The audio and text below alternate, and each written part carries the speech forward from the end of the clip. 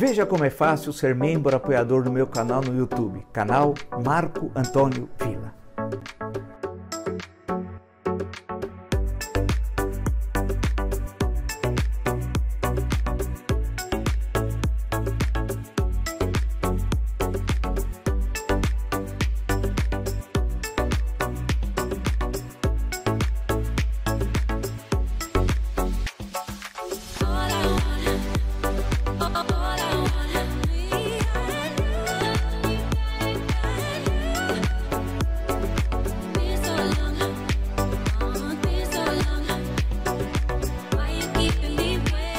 Olá, estamos começando o nosso encontro de hoje. Agradeço 656, estamos chegando a 656 mil inscritos no meu canal.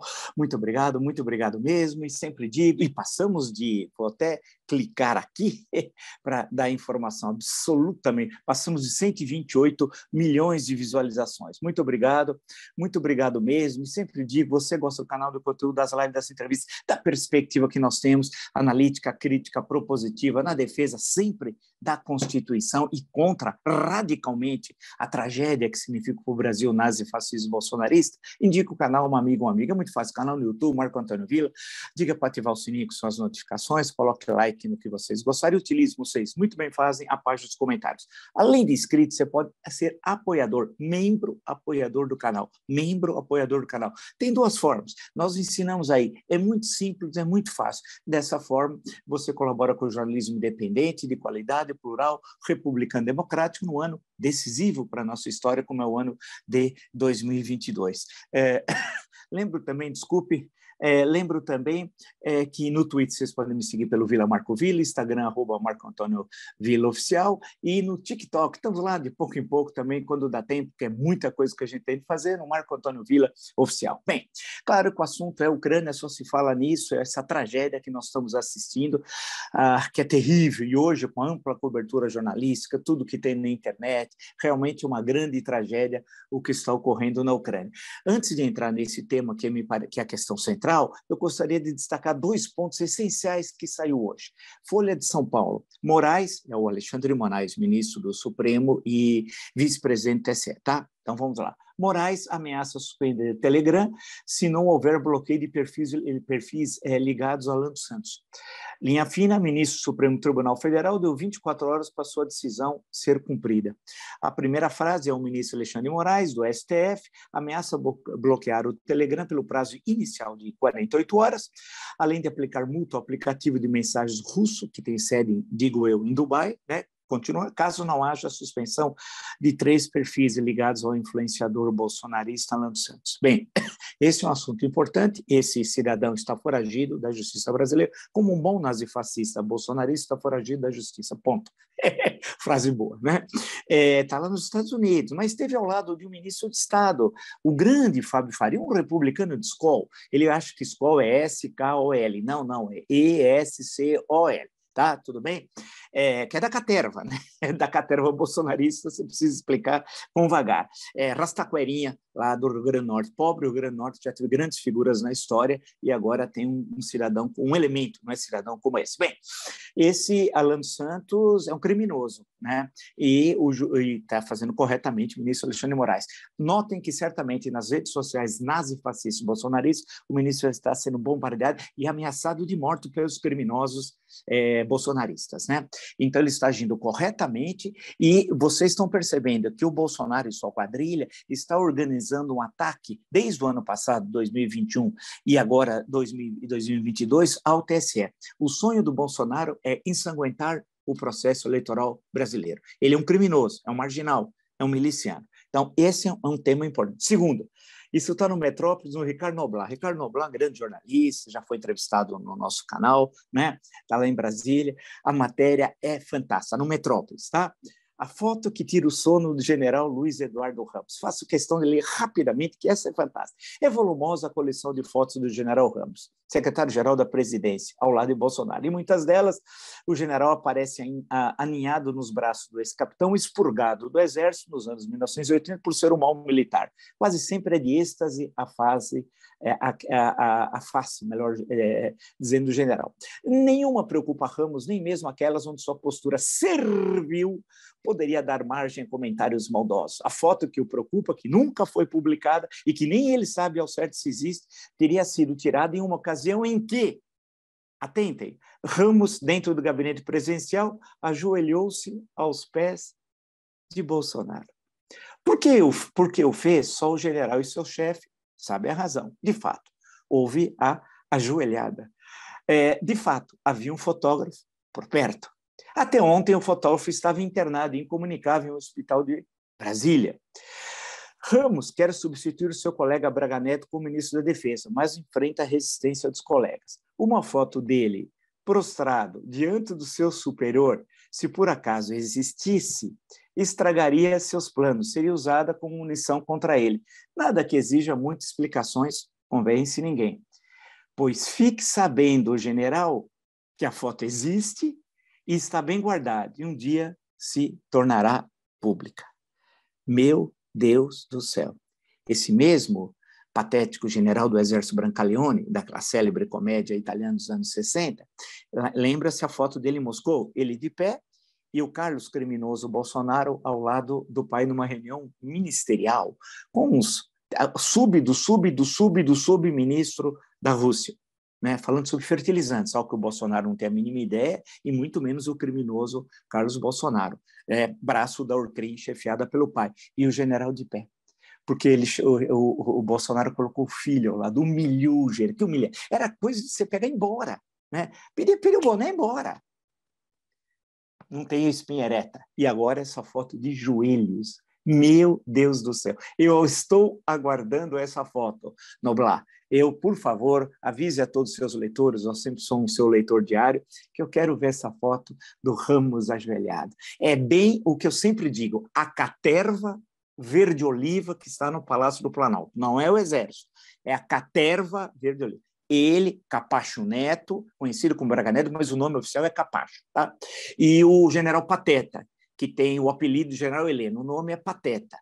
Que trio, hein? São os três patetas verde-oliva que estão lá no Palácio do Planalto. Três patetas que humilham a história do Exército Brasileiro, são uma vergonha para o Estado brasileiro, porque eles foram sustentados a vida inteira pelo seu dinheiro, pelo meu dinheiro, pelo nosso dinheiro.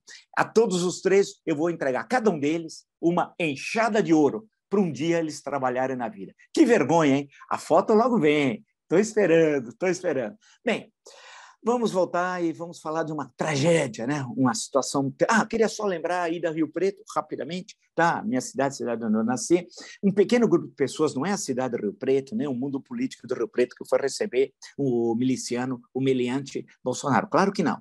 Foram só os nazifascistas bolsonaristas. Ele foi inaugurar um trevo, junto com o capitão Falastrão, Tarcísio, que falsificou, diz que mora em São Paulo e não mora. Ele é um falsificador, é um criminoso também, esse capitão Tarcísio. Mais uma das tragédias formadas aí pelo Exército Brasileiro, infelizmente. Algumas dessas tragédias, né, que evidentemente tem gente também muito boa. Bem, mas o que interessa é que eles foram inaugurar um trevo. Trevo, sim, imagina, trevo. Isso é um assunto de prefeito, né? Não é de presidente da República, né? E de secretário de Estado, no máximo. Bem, inaugurou o trevo e aí fizeram uma cerimônia lá, vaiaram, inclusive, o Batalhão de Ações Especiais, o BAEP, gritando fora a polícia do Dória. Olha o delírio dos nazifascistas. Eles são fanáticos, né? Merecem camisa de força, né? E aí estava o prefeito Edinho Araújo, de Rio Preto, várias vezes prefeito, inclusive, do MDB, e que estava na cerimônia e foi chamado para falar. Foi vaiado e xingado pelos nazifascistas bolsonaristas lá presentes. E gritos de fora, e vaiado e xingado. Bolsonaro, em momento algum, fez qualquer gesto de solidariedade, mesmo de educação, de civilidade, em relação ao prefeito vaiado pelos seus fanáticos nazifascistas. Terrível, né? Que vergonha essa do Rio Preto. Mas, vamos dizer, isso aqui é restrito a um pequeno grupo de pessoas, tá? Vamos em frente, então. Há uma coisa importante a ser destacado, que eu não posso aqui deixar de lado também. Agora vamos finalmente entrar no assunto central do dia. Claro que é essa tragédia que está ocorrendo lá na Ucrânia, né? E na Europa Oriental, e que já passou por tantas. Eu recomendo sempre a vocês um livraço. Eu acho, de visão de conjunto, o melhor livro é do Bívolo. O Bívolo é um tremendo historiador militar. Realmente é um livro que nós temos cerca de 1000 páginas, né? A Segunda Guerra Mundial. Ele tem um excelente livro também sobre a Batalha de Berlim, outro sobre a Batalha de Stalingrado, tem também sobre o dia D. É muito bom. E esse, inclusive, é a parte do Pacífico. Normalmente, quando se fala de Segunda Guerra Mundial, ao menos aqui no Brasil, esquecem do que significou a guerra lá entre 1941 e 1945, né? Que teve toda a sua especificidade, inclusive porque a guerra já estava se desenvolvendo há um tempo na China, desde os anos 30, a criação do Estado fantoche de Manchukuo, e se for puxar o fio, desde 1910, quando a Península Coreana foi ocupada pelo Japão. E se quiser puxar um fio, 1904, 1905, Guerra Russo-Japonesa e a primeira vitória de uma potência asiática contra uma potência europeia. Bem, tudo bem, aí então esse aqui é um grande livro tal, para entender o que foi a Segunda Guerra Mundial e até esse processo que está sendo visto hoje. Mas vamos lá então, para tentar entender o que está ocorrendo. Ontem até eu participei do Jornal da Cultura e eu mais ou menos peguei aquelas ideias que na conversa que tivemos aqui e que está no meu artigo lá no UOL. Clique lá, colunistas, tal, blog, Marco Antônio Villa, tem lá o meu artigo. É que no caso são, salvo engano, só para assinantes do UOL, não sei, se não me engano é isso. Mas vamos lá então. A questão, mas também tem nas minhas redes, tá? Vamos em frente. Um ponto importante para entender é o seguinte: tudo indica que é questão de algumas horas para a queda de Kiev, a capital. As perdas russas, que até o momento, ao menos que tem sido divulgado, foram pequenas, perdas militares, não parecem ser tão pequenas como foi divulgado. A impressão é que houve perdas muito superiores às que apareceram até o momento, divulgadas pela imprensa. É bom lembrar que, numa guerra, a primeira vítima sempre é a verdade, né? E nessa também, até depois, quando tudo terminar, você tem condições de fazer um levantamento histórico de todos os fatos, acontecimentos e as causas e consequências desse terrível conflito, né?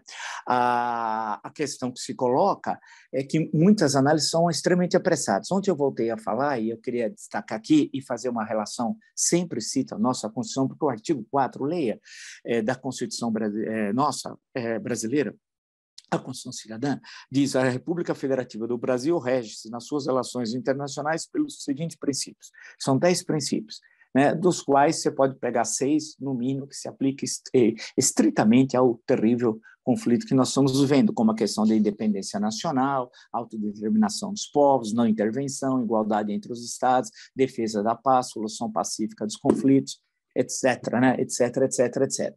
Questões que são fundamentais, que balizam a política de Estado, não a política de governo. São duas coisas diferentes. Mas ontem eu lembrei o seguinte: você tinha a OTAN, depois o Pacto de Varsóvia. A OTAN, Organização do Tratado do Atlântico Norte, e o Pacto de Varsóvia uniu os países do chamado campo socialista, do mundo socialista, da Europa Oriental e União Soviética. E servia, portanto, o Pacto de Varsóvia como anteparo à OTAN e vice-versa. A grande questão é que, a partir do fim da Guerra Fria, você pode até datar 9 de novembro de 1989, com a queda do Muro de Berlim. Pouco depois, começa a desagregação do socialismo na Europa Oriental e a posteriori, a reunificação alemã e a desagregação em 1991 da União Soviética. É um processo muito rápido, muito tenso, e que desorganizou aquele mundo que existia relativamente estável entre 1945, fim da Segunda Guerra Mundial, até 1989. Então, você teve um período bastante extenso, né? Quase meio século, e aquilo acaba sendo interrompido por um acontecimento que muitos não imaginavam que fosse, primeiro, acontecer, segundo, que fosse tão rápida a sucessão das consequências desse acontecimento: a queda do socialismo real na Europa Oriental, a desagregação da União Soviética e a reunificação alemã. Então, foram fatos que mudaram toda a lógica geopolítica da Europa, né, e com efeitos no mundo e envolvendo questões também no campo econômico, com a globalização. A Alemanha passou a ter relações muito estreitas com a Federação Russa, com a Rússia, né? Recentemente, inclusive, tem a construção daquele gasoduto que é fundamental, com dinheiro fundamentalmente, lá a presença de capitais alemães, que liga diretamente o gasoduto da Rússia com a Alemanha. Nós sabemos, e está chegando o inverno, veja que essas retaliações logo vão terminar, está chegando o inverno, daqui a pouco na Europa. E o gás é fundamental. E o gás russo também é mais barato do que outras fontes alternativas, outros fornecedores alternativos de gás, né? Então, o gás russo acaba sendo mais barato e, para alguns países, representa mais da metade do fornecimento necessário, tanto para a parte industrial como a parte residencial. Insisto, e o inverno está chegando. E essa presença, quer dizer, o inverno, entenda-se, desculpe, o inverno ainda está em processo, né? E não é porque você sai agora para a primavera, em alguns lugares a temperatura ainda é muito baixa. Veja as fotos e as imagens terríveis, né, dos campos nevados. O que já tinham me dito, inclusive um especialista, já tinha me falado, olha, vai ser em fevereiro, porque você tem o congelamento de vários lagos, de vários locais, rios, que facilita a passagem rápida das tropas motorizadas russas. Foi justamente o que ocorreu, né? Quando a pessoa me disse isso, eu falei, pô, acho que está exagerando. Não, estava absolutamente correto. Então, esse cenário aí, em termos de retaliação, vamos retirar o SWIFT, o sistema de pagamentos do financeiro da Rússia, do sistema mundial. Zero, a chance é zero. Zero. O comércio entre a Rússia e a Europa centro-ocidental é importantíssimo. Os capitais investidos da Europa centro-ocidental, nem estou me referindo aos Estados Unidos, não estou me referindo à China, ao Japão, nada disso. Estou me referindo só àquilo. É enorme, é fantástico. Então, a globalização criou armadilhas interessantes no campo político para situações como essa. Se nós vivêssemos, eu citei um livro, vou voltar a citá-lo, O Negociando com Hitler, a desastrosa diplomacia que levou à guerra. Aí é a história do Acordo de Munique, dos Sudetos, etc., e não adiantou nada, um ano depois o Hitler começa a guerra. Aqui, quando você lê um bom livro, é uma situação totalmente diferente, não tem nada a ver com a conjuntura que nós estamos vivendo, que é uma outra situação. Inclusive, o processo de globalização econômica, quase que inexistente em 1938, não tem nada a ver com 2022, né? E a nova correlação de forças no mundo. A presença, por exemplo, aqui, a China não é um elemento presente em 38. E a China, naquele momento, em 1938, estava vendo a guerra civil. De um lado, a luta que estava entre comunistas e o Kuomintang, né? Mao Tse-tung e Chiang Kai-shek, né? E a presença japonesa em guerra dentro do território chinês. Já tinha criado o estado fantoche de Manchukuo, né? E estava em guerra, e há um período de diminuição de tensões entre comunistas e nacionalistas, tal, tentativa nacionalista, que era o partido Kuomintang, né? Mas que continua os conflitos entre eles. A tentativa de associação, de aliança, era para poder enfrentar a invasão japonesa, né? Há uma diminuição dessa tensão, especialmente quando efetivamente a Segunda Guerra Mundial no mundo começa em 39. Mas a guerra já estava na China, já durante a década de 30, como eu já tinha acentuado anteriormente. Ou seja, é uma situação, portanto, totalmente diferente, porque agora tem a China que vai, nessa década, tudo indica, ter o maior PIB do mundo, será a maior economia do mundo, né? E que já tem uma presença militar que não é à altura da Rússia e nem dos Estados Unidos, mas já é bastante significativa, bastante significativa. Assim, nessa conjuntura, essas tentativas de retaliação, de sanções econômicas, a possibilidade é zero. Isso pode agradar os Estados Unidos, mas não agrada a Europa, que sabe a necessidade e os negócios que ela tem com a Federação Russa. Até onde vai tudo isso? Claro que ninguém sabe, ninguém tem ideia, inclusive porque agora o ataque a civis feito pela Rússia aumentou. De início evitou-se o ataque a bases, a cidades, a bairros residenciais, etc. Foram escolhendo só objetivos militares, mas agora não, inclusive porque você está chegando à capital do país. E é toda uma questão simbólica quando você toma a capital, Kiev, né? E a responsabilidade vai lembrar do presidente, né? Um comediante. A política, quando a política não é bem feita, não é que ele é culpado pela invasão registro. E tem de ser lembrado o seguinte, tem de ser repudiada a invasão, sim, inclusive, com muita dificuldade. Finalmente, o governo brasileiro na ONU né? Aí foi feito ontem um pronunciamento, só um trecho eu vou citar que está no Globo. As preocupações de segurança manifestadas pela Federação Russa nos últimos anos, particularmente em relação ao equilíbrio estratégico na Europa, não dão à Rússia o direito de ameaçar a integridade territorial e a soberania de outro Estado. Perfeito, assina embaixo. Só que o Bolsonaro não assina embaixo. Na live de quinta-feira, por exemplo, ele desautorizou o Mourão sem citá-la, de uma forma de uma deselegância típica de um miliciano. E, publicamente, ele não assumiu essa posição. Isso foi assumido pela diplomacia brasileira na reunião do Conselho de Segurança da ONU, que é formado por 15 membros, 5 são permanentes, são as grandes potências, Estados Unidos, Rússia, China, Inglaterra e França, que têm direito de veto, e 10 membros que vão se alternando a cada 2 anos, salvo engano, e é uma discussão, mas não tem direito de veto, tanto que a resolução não foi aprovada, porque a Rússia vetou e teve 3 abstenções, Emirados Árabes Unidos, né, a abstenção da Índia e a abstenção da China. Bem, mas a discussão foi colocada lá, e a posição do governo brasileiro está perfeita, está correta, é isso mesmo, né? Do representante, mas não sabe a posição do Bolsonaro. Daí a pergunta que eu estou fazendo, ele é contra ou a favor o que está ocorrendo lá na guerra da Ucrânia, né? Porque a postura, lembre-se, na visita a Moscou, ele tinha manifestado solidariedade à Rússia. Então, veja, é uma situação complicada, insisto, para entender a complexidade desse momento.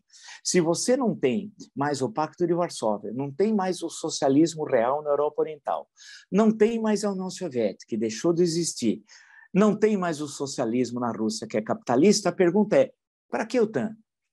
E se a OTAN vai incorporando os estados, inclusive da antiga União Soviética, a Organização do Tratado do Atlântico Norte, sinaliza claramente, e aí o diplomata, o embaixador na ONU tem toda a razão, as manifestações de preocupação em relação à sua segurança manifestada pela Rússia. Sim, porque é um cerco da Rússia. Então, agora, né? Agora, isso justifica a invasão? Não, não. Agora, a irresponsabilidade da França, da Alemanha, na Alemanha nem tanto, a Alemanha se omitiu do Reino Unido, né, estimulando a Ucrânia, e na hora do conflito não fizeram nada. Os Estados Unidos mais ainda. E aí tem uma outra questão.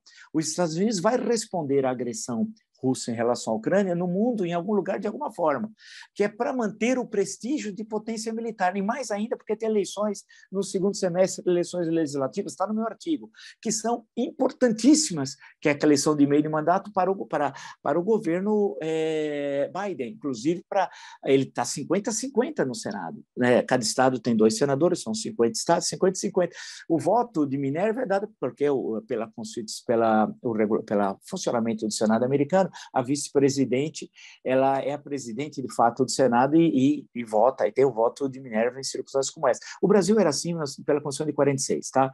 Mas só que vigorou entre 46 até 1967, peronomútil, já desde abril de 64, a Constituição de 46 foi mutilada, mas tinha esse funcionamento. Mas vamos voltar à questão dos Estados Unidos. Então, a questão que se coloca lá, portanto, é da presença dos Estados Unidos em algum lugar do mundo e fazer um confronto com os interesses russos de alguma razão. E vai usar sempre terceiros, porque isso ele precisa mostrar que é uma grande potência. A liderança de Biden é péssima, a de Trump horrorosa, e os Estados Unidos foi perdendo presença no mundo, né? Mas durante o período, e isso eu apontei no meu artigo, depois todo mundo vai falar, mas lembrar que o Marco Antônio Villa escreveu, né? Além de ter dito nesse espaço, aquele mundo de final da guerra, 1945 a 9 de novembro de 1989, era o mundo da Guerra Fria. Ali, de 1989 até a invasão da Ucrânia, esse mundo acabou. Esse mundo aqui acabou. Nós estamos entrando numa nova etapa. Como ela vai ser, ninguém sabe.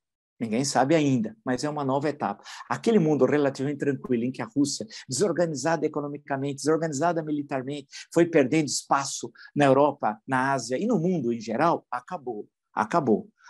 Especialmente nos anos 90, né? Acabou. Hoje você tem um Estado reorganizado, umas forças armadas, tudo indica, bastante reorganizado, com muita eficiência, é o que nós estamos vendo até o momento, ao menos, né? Uma estruturação, um domínio do Estado muito grande da sociedade civil dentro da infeliz tradição russa, né? E a Rússia querendo funcionar na Europa e na Ásia, porque logo nós teremos alguns problemas na Ásia, registra, como potência mundial. Ou seja, acabou aquela história de que deixamos de ser a União Soviética e hoje não somos nada, isso terminou. E isso muda todo o jogo geopolítico na Europa, na Ásia e no mundo. A China, por outro lado, tinha oferecido, lembra? Tem aquele comunicado da amizade sem limite, né? Lembra? A expressão que estava no comunicado.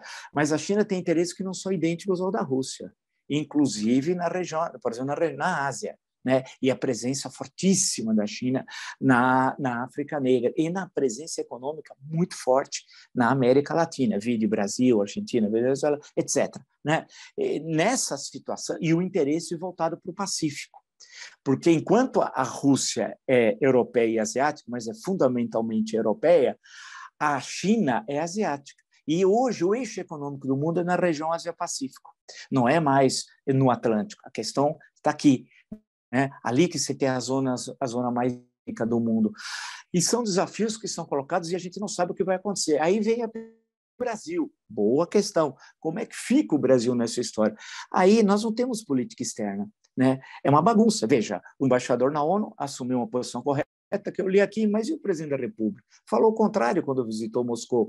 E também, quando na sua live, desautorizou o vice-presidente da República naquela linguagem típica de miliciano, do qual ele faz parte. Ele é um miliciano, né? Ele é um criminoso, alguém fora da ordem, do ordenamento legal. Tal.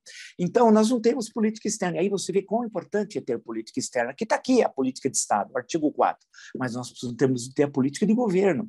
Né? E nós não temos. Então fica e nessa situação em que nós temos de nos posicionar, já olhando para essa década e para a próxima. Como é que o Brasil vai se situar nessa nova ordem que está nascendo com a guerra da Ucrânia? Nós temos de nos posicionar dentro dos nossos limites. Somos um país continental, estamos entre os 10 maiores PIBs do mundo, mas em termos de forças armadas, elas são extremamente limitadas. Aí nós teríamos de pensar o que fazer com elas. É necessário modernizá-las, sim, mas gastos militares num país tão pobre como o Brasil, que tem carências terríveis, como é que fica? Não é melhor ter uma guarda de fronteira, né, que seria importantíssimo, retirar o exército das Forças Armadas dessas atribuições e criarmos uma guarda de fronteira enxuta, eficaz, com alto nível tecnológico, né, e para enfrentar essa questão do tráfico de drogas, tráfico de armas, contrabando, etc, etc, etc. Sim, né, a invasão de pedras preciosas, né, que é uma festa na Amazônia Legal, e por aí vai, o garimpo clandestino. Sim, e o que fazer então com as Forças Armadas? Aí é uma tarefa do Congresso Nacional. O Congresso Nacional é que discute e estabelece a política de defesa, e ele se omite nessa discussão. Né? E ele se omite nessa discussão, que é uma discussão importantíssima. Então, o que nós estamos vivendo agora é essa mudança, que é necessário entender o que está acontecendo. Porque eu vou até uma hora, eu estava dando uma olhada aqui no Contribuição para a Crítica da Economia Política do Marx, e tem no célebre prefácio, né? Para quem conhece essa discussão no campo da teoria marxista, em certo momento, o Marx escreveu: a traços largos, os modos de produção asiático, antigo, feudal e burguês moderno podem ser qualificados como épocas progressivas da formação econômica da sociedade. Ou seja, isso foi entendido por muitos como uma leitura etapista. Né? O modo de produção asiático, antigo, está se referindo fundamentalmente a Egito, Roma, Grécia, né? A feudal e burguês moderno é o capitalismo. A questão que se coloca, que aí veria o socialismo, é que no caso, por exemplo, da Rússia, né, você não teve o modo de produção burguês moderno como um caminho para chegar ao socialismo. Se queimou etapas. Também não teve o feudalismo clássico na Rússia. Teve, sim, o modo de produção asiático, com um Estado forte, etc, etc, etc. Né? Um dia nós podemos discutir todas essas questões teóricas que são muito interessantes.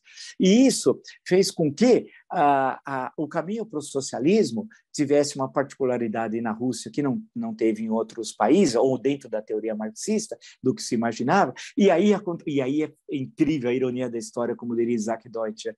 A Rússia chegou ao capitalismo pelo socialismo. Quer dizer, não foi o processo inverso, o capitalismo que levou ao socialismo. O socialismo é que levou o capitalismo, desenvolveu as forças produtivas, modernizou a ferro e fogo.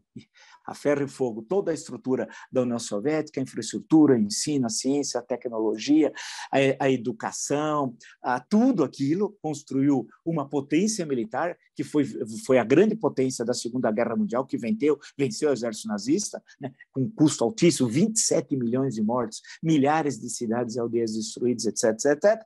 E mais à frente, com a desagregação da União Soviética a partir de 1991, levou o capitalismo ao processo de privatização, né? E aquela privatização é bucaneira, né? Porque os membros do partido, da estrutura de Estado, tudo aquilo do aparelho de Estado foram tomando aquelas empresas. Não tinham capitais, mas buscavam empréstimos no exterior, etc.